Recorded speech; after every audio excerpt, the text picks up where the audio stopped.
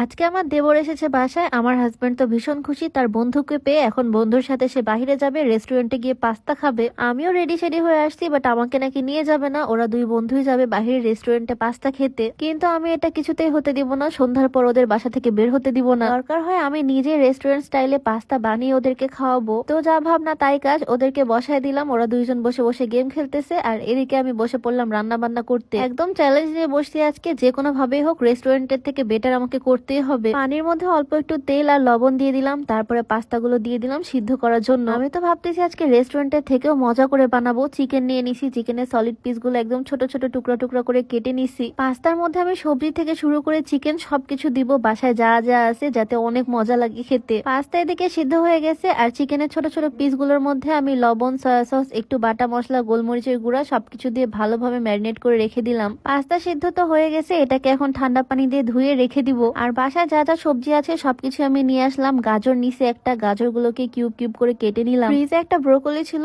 এখান থেকেও ভেঙে নিলাম কয়েকটা, একদম ছোট ছোট টুকরা করে কেটে নিছি। দেন একটা ক্যাপসিকাম বের করে নিলাম। খুবই যত্ন সহকারে বানাবো, রেস্টুরেন্টের থেকে মজা না হয়ে যাবে কোথায়। ক্যাপসিকামের ফ্লেভারটা আমার কাছে খুবই ভালো লাগে। পুরো একটাই দিয়ে দিলাম ছোট ছোট টুকরা করে কেটে। সবজি কাটা শেষ করে বড় সাইজের একটা পেঁয়াজ কেটে নিলাম, তারপর রসুন কুচি কুচি করে নিলাম, আর মরিচ আমি কেটে নিলাম। আমার সব কাজ শেষ, এখন আমি পাস্তাটা বানিয়ে নিব। দেখা যাক রেস্টুরেন্টের মতো করতে পারি কিনা। যাই হোক, আমার সবজি যা কাটাকুটি করা ছিল সব শেষ। এখন চুলার মধ্যে একটা প্যান বসিয়ে দিলাম, তার মধ্যে দিয়ে দিলাম সামান্য পরিমাণে বাটার। আজকে আমি বানাবো হোয়াইট সস পাস্তা। বাটারটা গলে গেলে তার মধ্যে আমি দিয়ে দিচ্ছি অল্প একটু ময়দা, আর তারপর ভালো করে মিক্স করে অল্প অল্প করে দুধ অ্যাড করতেছি। রেস্টুরেন্টে গেলে এই হোয়াইট সস চিজি পাস্তাটাই বেশি খাওয়া হয়, আর ওরাও আজকে সেটা খেতে যেতে চাচ্ছিল, বাট আমি বানিয়ে দিব আজকে বাড়িতে। চামচ দিয়ে ভালোভাবে মিক্স হতে চায় না, তাই আমি একটা এগ বিটার দিয়ে সুন্দর করে বিট করে মিক্স করে ফেললাম। আর স্লাইস চিজ দিয়ে দিব এখানে 2-3টা। মজরেলা চিজও এখানে ইউজ করা যায়, বাট আমি স্লাইস চিজটাই দিলাম। কত কত ইনগ্রিডিয়েন্টস দিচ্ছি আজকে, রেস্টুরেন্টের থেকে মজা হতেই হবে। তো সস রেডি করে আমি সাইডে রেখে দিলাম। আরেকটা প্যান চুলায় বসিয়ে দিলাম, তার মধ্যে সামান্য তেল দিয়ে আমি চিকেনের ছোট ছোট পিস গুলো ফ্রাই করতে দিয়ে দিলাম, যেগুলো আমি ম্যারিনেট করতে রাখছিলাম। চিকেনের পিস গুলো সুন্দর করে ফ্রাই করে আমি একটা বাটিতে তুলে নিচ্ছি। নর্মালি সব রেস্টুরেন্টে কিন্তু পাস্তায় চিকেন ইউজ করে না, বাট আমি আজকে করতেছি যাতে খেতে অনেক বেশি মজা হয়। চিকেন গুলোকে তুলে নিয়ে তার মধ্যে আমি পেঁয়াজ, মরিচ আর রসুন দিয়ে ভালোভাবে ভেজে নিচ্ছি, আর তার মধ্যে দিয়ে দিচ্ছি সেই সবজি কুচিগুলো, গাজর, ক্যাপসিকাম, ব্রোকলি।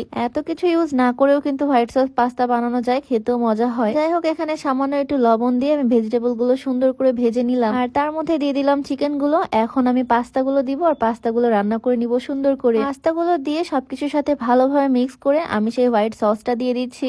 একদম ক্রিমি আর চিজি এই সসটা এখন ভালোভাবে পাস্তার গায়ে গায়ে একদম মিক্স করে লাগিয়ে দিচ্ছি। ভালো করে মিক্স করে আমি চিলি ফ্লেক্স অ্যাড করতেছি এটার মধ্যে, আর দিব গোলমরিচের গুঁড়া। আমার পাস্তা বানানো শেষ, এখন টেস্ট করা পালা এটা খেতে কেমন হয়েছে। আর হ্যাঁ, আজকে আমি যে সুন্দর টু পিসটা পরে আছি, সুন্দর একটা কোট সেট, এইটা নেওয়া তানসি ফেসবুক পেজ থেকে। কালার খুবই সুন্দর, আর এই টু পিস গুলো খুবই কমফোর্টেবল হয়, পরে খুবই আরাম। আরো অনেকগুলো কালার প্রিন্ট তাদের পেজে তোমরা পেয়ে যাবা। তানসি ফেসবুক পেজটা আমার ডিসক্রিপশনে মেনশন করে দেওয়া থাকবে। যাই হোক, এদিকে আমার পাস্তা বানানো শেষ। পাস্তাগুলোকে আমি বাটিতে তুলে নিচ্ছি। একটা বাটি আমার দেওরের জন্য, আরেকটা আমার হাজবেন্ডের জন্য। আমি একটু টেস্ট করিনি, ওদেরকে দিয়ে টেস্ট করাবো, দেখি ওরা কি বলে, খেতে কেমন হয়েছে। আসলে দুজনে বসে বসে এখানে গেম খেলতেছিল, আর আমি যখন পাস্তার বাটিটা এনে দিলাম, দুজনই তো বেশ মজা করে খাচ্ছে, আর ওদের কাছে নাকি বেশ ভালো লাগছে এই পাস্তাটা। ভালো তো লাগবেই, খুবই যত্ন সহকারে বানাইছি। শুধু ওদের জন্যই না, পুরো এক প্যাকেট পাস্তা বানাইছি, বাসার সবাই মিলেই খাবো। তো আজকের ভিডিওটা এখানেই শেষ করছি। সবাই ভালো থাকো, আল্লাহ হাফেজ।